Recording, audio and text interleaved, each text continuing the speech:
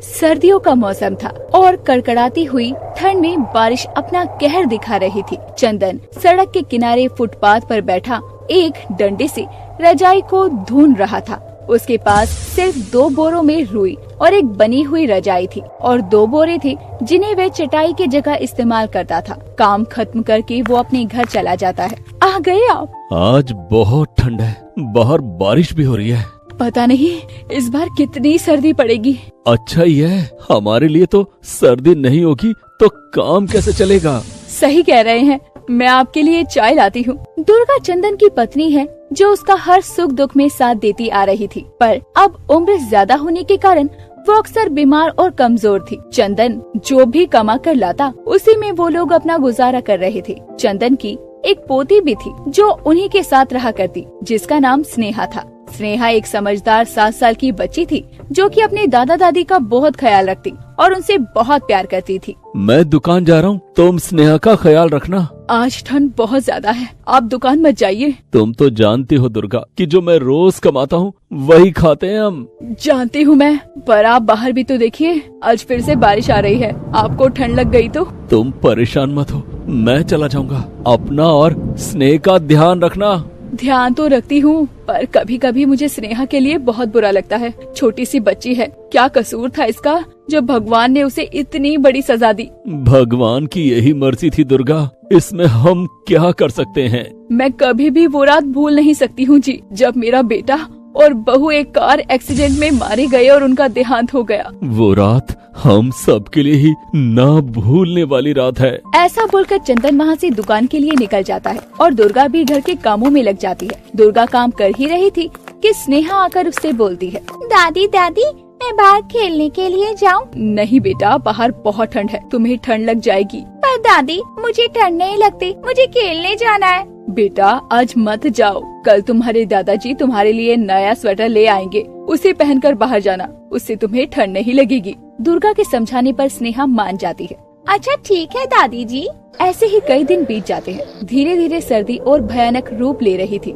स्नेहा के बुजुर्ग दादा दादी कैसे न कैसे करके अपने दिन काट रहे थे, पर वहीं कभी स्नेहा को किसी भी स्थिति का एहसास नहीं होने देते। स्नेहा जो बोलती वो कैसे न कैसे करके उन्हें ला कर देती। फिर एक दिन चंदन शाम को घर आता है। आज बहुत जल्दी आ गए आप दुकान से। आज कोई भी ग्राहक नहीं आया? कोई बात नहीं, भगवान हमारे साथ है। भगवान हमें कभी भी भूखा नहीं सोने देंगे। सही बोल रहे हो तुम, पर मेरी परेशानी की वजह वो नहीं है। फिर क्या बात है? आज आप बहुत परेशान लग रहे हैं। तुम्हें मैंने बताया था ना, जहाँ मैं दुकान लगाता हूँ उसके सामने भी रजाई की एक बहुत बड़ी दुकान है। जिसकी दुकान है उसने मुझसे अपनी दुकान हटाने के लिए बोला तो काफी दिन से है, पर आज कुछ ज्यादा बदतमीजी की उन लोगों ने मेरे साथ। जब इतनी बड़ी दुकान है उन लोगों की, तो उन्हें हमारी छोटी सी दुकान से क्या परेशानी है? भगवान ही जाने क्या परेशानी है। चंदन जहाँ अपनी दुकान लगाता था उसके सामने एक रजाई की बड़ी सी दुकान थी, जिसका मालिक अक्सर चंदन को वहाँ से अपनी दुकान हटाने के लिए बोला करता। पर उसके साथ आज दुकान के मालिक के बेटे राहुल ने बहुत बदतमीजी की थी और चंदन को धमकी भी दी थी, पर चंदन नहीं माना। और फिर दूसरे दिन भी चंदन ने वहीं जाकर अपनी दुकान लगाई। चंदन दुकान लगा ही रहा था कि उसे राहुल ने देख लिया और देखते ही आग बबूला हो गया। आज फिर से एक बुड्ढे ने दुकान लगा ली, इसकी दुकान तो मैं लगवाता हूँ। ऐसा बोलकर राहुल कुछ लड़कों को बुला लाता है और सबको लेकर चंदन के पास जाता है। ओ बुड्ढे, मैंने तुझे कहा था ना कि मेरी दुकान के सामने अपना ये कबाड़ा मत सजाना।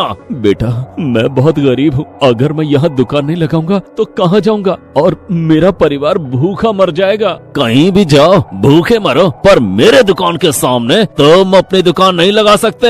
ऐसा बोलकर राहुल और उसके साथ आए हुए लड़के चंदन की दुकान हटाने लगते हैं और सभी सामान को रोड पर फेंक देते हैं। चंदन उन्हें रोकने की बहुत कोशिश करता है, पर वो लोग नहीं रुकते और सारा सामान फेंक देते हैं। चंदन रोने लगता है। चंदन को रोता हुआ देखकर वहाँ लोगों की भीड़ जमा हो जाती है। तुम लोगों ने ये क्या किया? मेरा सामान फेंक दिया, मैं कहाँ जाऊँगा? मैं क्या करूँगा? जहाँ जाना है जा, पर यहाँ दोबारा नजर मत आना। ऐसा बोलकर राहुल वहाँ से चला जाता है। चंदन रोते रोते अपने घर आ रहा होता है, तभी एक गाड़ी से उसकी टक्कर हो जाती है, जिससे कि उसका देहांत हो जाता है। ये बात जब दुर्गा को पता चलती है नहीं, ये नहीं हो सकता। भगवान मेरे साथ इतनी नाइंसाफी नहीं कर सकते। क्या हुआ दादी, आप रो क्यों रही हो? बेटा, तेरे दादाजी इस दुनिया में नहीं रहे।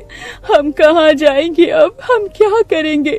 दादी आप परेशान मत होइए, मैं हूँ ना। दुर्गा को अपने पति चंदन के मर जाने का सदमा लग जाता है, जिस कारण वो अपना दिमागी संतुलन खो बैठती है। अब बेचारी स्नेहा एक तरफ दादा के जाने का गम और दूसरी तरफ दादी की ऐसी स्थिति। उस छोटी सी बच्ची की तो जैसे मानो दुनिया ही उजड़ गई हो। स्नेहा बहुत रोती है और सोचती है, भगवान मेरे साथ ऐसा क्यों किया? जिससे भी मैं प्यार करती हूँ आप उसे छीन लेते हो। पहले मेरे माँ बापा को मुझसे छीन लिया, अब मेरे दादाजी को भी छीन लिया और दादी की ये हालत कर दी। अब मैं क्या करूँगी? ऐसे ही कई दिन बीत जाते हैं और 7 साल की स्नेहा अपनी दादी का ठंड में जैसे तैसे ख्याल रखती है। पर वो इतने गरीब होते हैं कि उनके पास ना पहनने के लिए अच्छे स्वेटर थे और ना ही ओढ़ने के लिए कोई रजाई। इतनी कड़ाके की ठंड हो रही है, ऐसे में ना स्वेटर है और ना ही कोई रजाई। दादी का ध्यान कैसे रख पाऊंगी?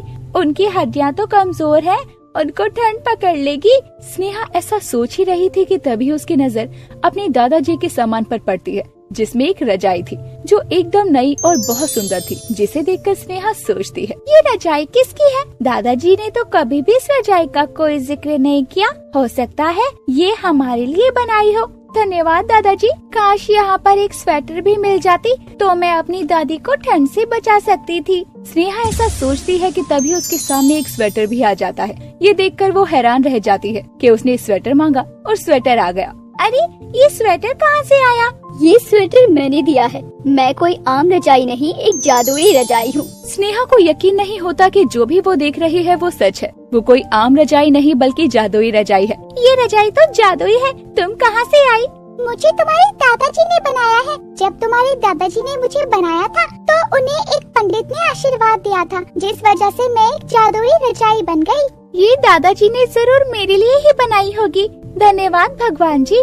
और दादाजी आपको भी धन्यवाद, आपने मरने के बाद भी हमारा ख्याल रखा। फिर स्नेहा उस रजाई से जो भी मांगती है उसके सामने आ जाता है। धीरे धीरे स्नेहा की दादी की स्थिति भी सही हो जाती है और फिर दोनों खुशी खुशी अपना जीवन साथ में बिताते हैं।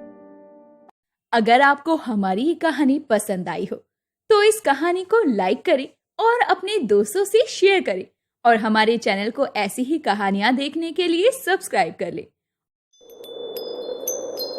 योगेश अपनी मां पूनम और पत्नी सोनाक्षी के साथ बेलापुर गांव में रहा करता था। उनका एक छोटा बेटा था जिसका नाम चिंटू था। वो बहुत गरीब थे। योगेश मजदूरी करता और ऐसे में उनकी आर्थिक स्थिति सही नहीं थी। किसी दिन काम मिलता और किसी दिन नहीं। योगेश की मां पूनम को चाय पीना बहुत पसंद था। दिसंबर की सुबह ठंडी ठंडी हवा चल रही थी। फिर एक दिन, बहू, अरे ओ बहू। जी मम्मी जी, अभी आई। अरे तू अपने साथ एक कप चाय भी ले आना। ठीक है मम्मी जी, अभी लाती हूँ। सोनाक्षी पूनम के कहने पर उसे चाय देती है और अभी आधा घंटा भी नहीं हुआ था कि पूनम फिर से सोनाक्षी से बोलती है, बहू एक कप चाय और ले आ। आज इतनी सर्दी है कि चाय ही मात्र एक सहारा लगती है। मम्मी जी, अभी तो आपने चाय पी थी। अरे हाँ पी थी, तो क्या ठंड भी तो इतनी हो रही है, अब तो मेरे खाने पीने पर भी नजर रखेगी क्या? नहीं मम्मी जी, आप गलत समझ रही हैं। मैं तो बस ये बोल रही थी कि अभी तो 10 मिनट ही हुए हैं आपको चाय पिए। अरे हाँ तो क्या हो गया, चाय बना कर ला। सोनाक्षी वहाँ से चुपचाप चली जाती है। वो अपनी सास की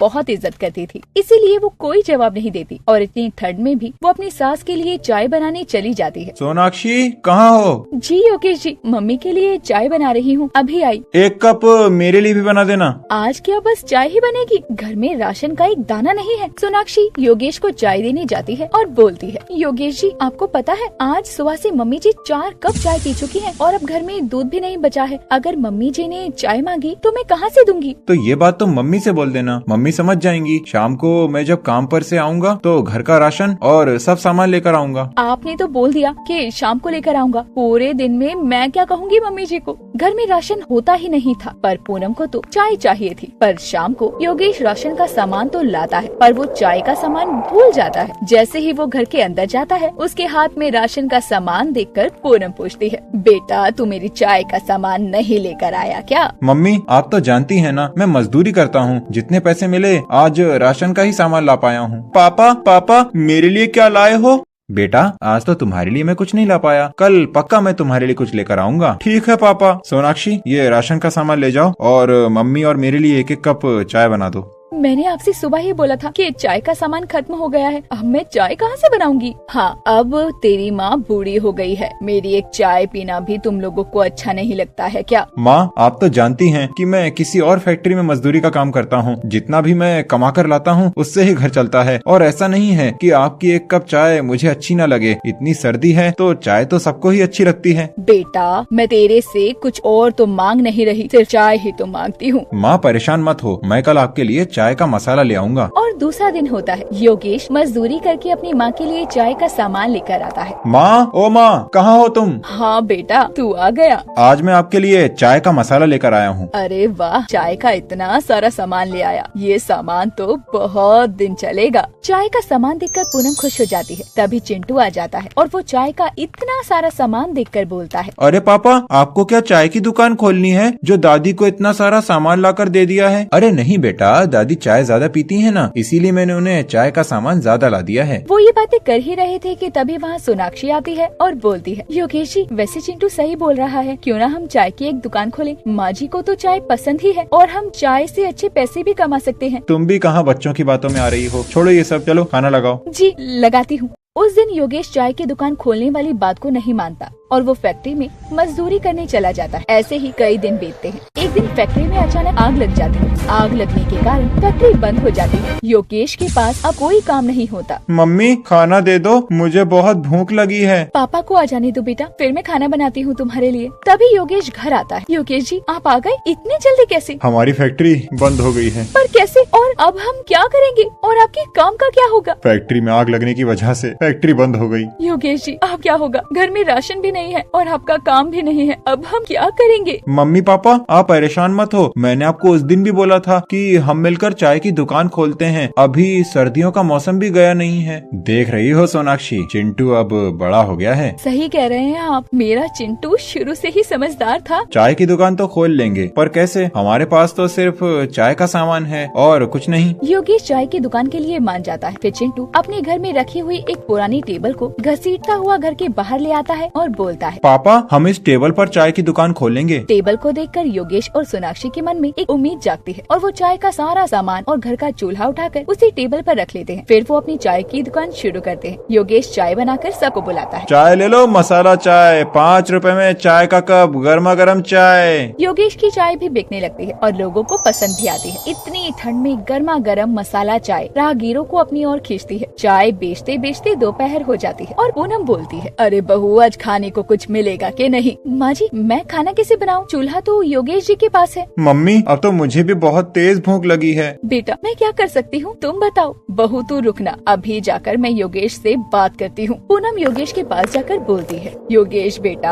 आज हमें खाना मिलेगा या नहीं? मैं आपको रोक थोड़ी रहा हूँ, जाकर खाना खाओ। खाना बनेगा तभी तो हम खाएंगे, चूल्हा तो तेरे पास है। माँ अभी चाय बिक रही है, लो आप भी एक कप चाय ले लो, खाना रात को ही खा लेना। ऐसा बोलकर योगेश अपनी माँ को अंदर भेज देता है और शाम हो जाती है। जैसे ही उसके ग्राहक आने कम होते हैं, वो चूल्हा अंदर जाकर रख देता है और खाना खाकर जब मीनाक्षी बर्तन धोती है तो चाय के बर्तन में जो भी चाय पत्ती बची होती है वो जाकर उसे आंगन में लगे नल के पास डालती है और सभी लोग सो जाते हैं। दूसरा दिन होता है। योगेश अपनी चाय की दुकान लगाकर बैठा होता है। तभी सोनाक्षी घर के काम करने के लिए नल से पानी भरने जाती है तो देखती है कि नल से पानी नहीं गर्मा गर्म चाय निकल रही थी। योगेश जी सुनो जरा इधर आओ। योगेश वहाँ जाकर पूछता है, क्या हुआ, चिल्ला क्यों रही हो? आप देखो नल में से पानी की जगह चाय निकल रही है। ये क्या बोल रही हो तुम? मैं सच बोल रही हूँ, आप देखो तो इसे। तुम तो सही कह रही हो, इसमें से चाय आ रही है। योगेश बहुत हैरान होता है और चाय का बर्तन भरकर चाय बेचनी शुरू करता है। लोगों को चाय पसंद भी आती है और अब उसकी कोई लागत भी नहीं लगती। ऐसे ही उनकी गरीबी दूर हो जाती है और उनके घर में राशन की कोई कमी नहीं रहती।